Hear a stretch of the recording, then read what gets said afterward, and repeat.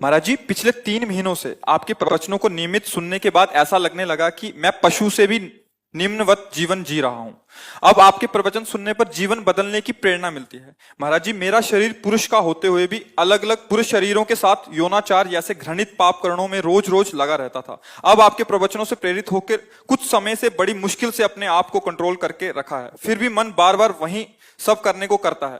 महाराज जी, वैवाहिक जीवन भी तलाक तक की नौबत आ चुकी है। महाराज जी, आप मेरी अंतिम शरणागति हो, कृपया मुझे इस पापाचरण से बचाने का सत्मार्ग प्रदान कीजिए। मैंने ऐसा निश्चय किया कि हर 2 महीने तक शरीर को पवित्र रखकर आपके दर्शन करने आया करूंगा, ताकि आपके दर्शन की प्रेरणा मुझे इस पाप कर्म से दूर रखे तथा इससे मुझे निवृत्त कर सके। पहले तो हम आपका धन्यवाद देते हैं कि अभी आप में इतना आत्मबल बचा है कि आप अपनी कमी को सभा में रख रहे हैं।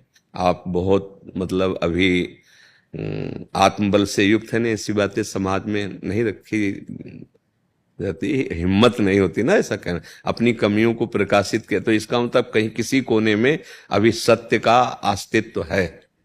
देखो, ये तुम्हारी ही गलती नहीं है, ये संपूर्ण सृष्टि में काम अपना तांडव मचाए हुए। भाई हम चुप हैं, तुम चुप हो, लेकिन तुम मुखर हो गए तो सबकी दृष्टि तुम्हारे पे जाएगी। फिर लौट के अगर अपने हृदयों में देखा जाए तो कुछ ऐसा ही है सबका जीवन। ओपन हो गई तो फिर मुख में कालिक पोतती, समाज का ऐसा स्वरूप। लेकिन जो कालिक पोत रहा वो भी अपने हृदय को देखे। काम कोई ऐसा नहीं कि किसी को बख्श दे, उसी को बख्शता है जिसने भगवान को आश्रयदाता मानकर और भजन शुरू किया। अब तुम्हारे प्रश्न का उत्तर देते हैं। ये काम सुख बुद्धि होने के कारण आदरणीय और प्रिय हो गया, नहीं हुआ? सुख मिलने के कारण। आप ईमानदारी से बताओ, क्या आज तक आपको तृप्ति हुई? सच्ची बताना। नहीं ना? आज भी वही चाह है जो पहले से थी। इसका मतलब कभी नहीं हो सकती, क्योंकि वहां नहीं है सुख। विचार खुले, जब आपने प्रश्न किया तो इस शरीर में है क्या? इस शरीर में है क्या? मल और मूत्र के ही तो द्वार हैं, जहां छू जाने पर हाथ हमको पवित्र करना पड़ेगा। क्या है? दुर्गंध युक्त, चाहे जितना सुगंधित पेय पियो, भोजन पाओ, 6 घंटे बाद दुर्गंध युक्त मल बन जाएगा।